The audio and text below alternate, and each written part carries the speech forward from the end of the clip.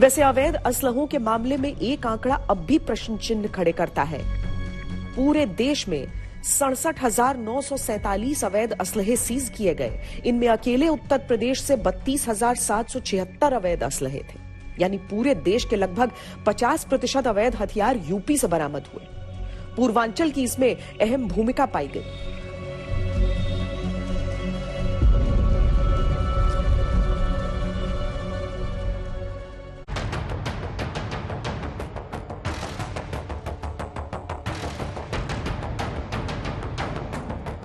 ये लाइसेंसी हथियारों की दुकान है, आर्म्स एंड एम्यूनिशन डीलर्स की दुकान है, केटी गन हाउस जो आप आजमगढ़ में इस समय देख रहे हैं। एक समय था जब इस तरह की तमाम दुकानें यहाँ पर रहती थीं, जो शोरूम्स होते थे बड़े बड़े, लेकिन धीरे धीरे समय के साथ ये दुकानें बंद होती गई हैं। इसका बहुत बड़ा कारण है कि नियमों में बहुत ज्यादा सख्ती की गई कि किसे लाइसेंस मिल रहा है और कैसे मिल रहा है।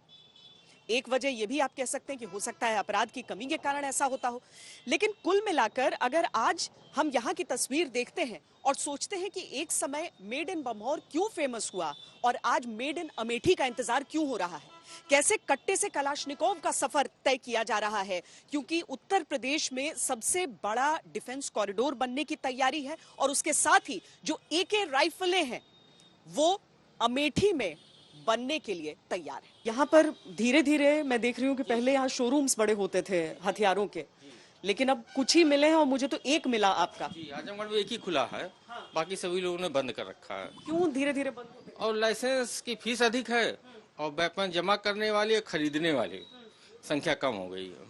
कब से बंद है ये? अब ये 10 साल हो गए। 10 साल हो गए। जी। आपके पास जो बिक्री के लिए चीजें रखी हैं क्या है? पड़ी हुई है बंदूकें। लाइसेंस नहीं बन नहीं रहे हैं। लोगों का रुझान है अभी भी? अब उतना रुझान नहीं है। नहीं। आपकी हिसाब से क्या वजह है? अब उस हिसाब से जो क्या नाम है, पहले शादी ब्याहों में कारतूस चलाते थे, हर्ष फायरिंग करते थे, वो एकदम टोटल प्रशासन ने बंद कर रखा है। मेन वजह वही है। सिर्फ हर्ष फायरिंग की वजह से लोग नहीं खरीद रहे हैं या फिर क्या क्राइम पर कुछ असर पड़ा? नहीं, क्राइम पे बिल्कुल असर है। क्राइम बहुत कम है। जी, उस वजह से बंदूकों की जरूरत नहीं है। कोई जरूरत नहीं है। और अब जो आम चलन था पहले बंदूक लेके घूमना टहलना, वो चलन बंद हो रहा धीरे धीरे।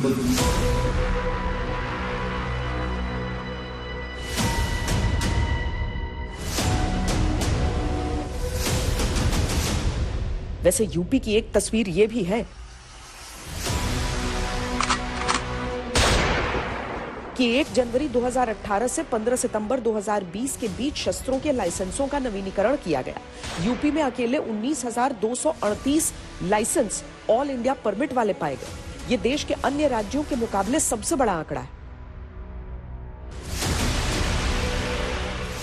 हथियारों की होड़ वाली पहचान के साथ यूपी की दूसरी तस्वीर ये है कि इसी उत्तर प्रदेश में वो हथियार बनेंगे जो देश की रक्षा के काम आएंगे।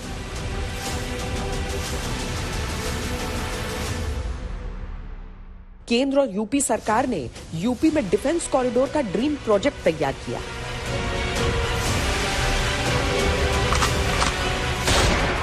डिफेंस कॉरिडोर के 6 नोड हैं: अलीगढ़, आगरा, झांसी, चित्रकूट, कानपुर और लखनऊ।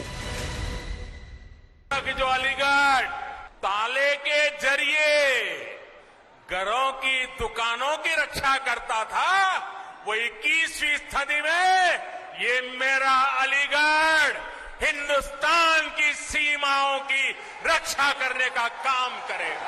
उत्पादन में देश के आत्मनिर्भरता के लक्ष्य के साथ साथ अलीगढ़ जैसे क्षेत्र में जो हार्डवेयर में 1 डिस्ट्रिक्ट 1 प्रोडक्ट में जिसने अपनी एक अलग मिसाल प्रस्तुत की है। Uttar Pradesh industrial defence corridor के तहत अलीगढ़ नोड में छोटे हथियार, गोला बारूद, drones, aerospace metal components, anti drone system बनाए जाएंगे। झांसी नोड में assault rifle, sniper, INSAS rifle, CQB carbine के कारतूस आदि बनाए जाएंगे।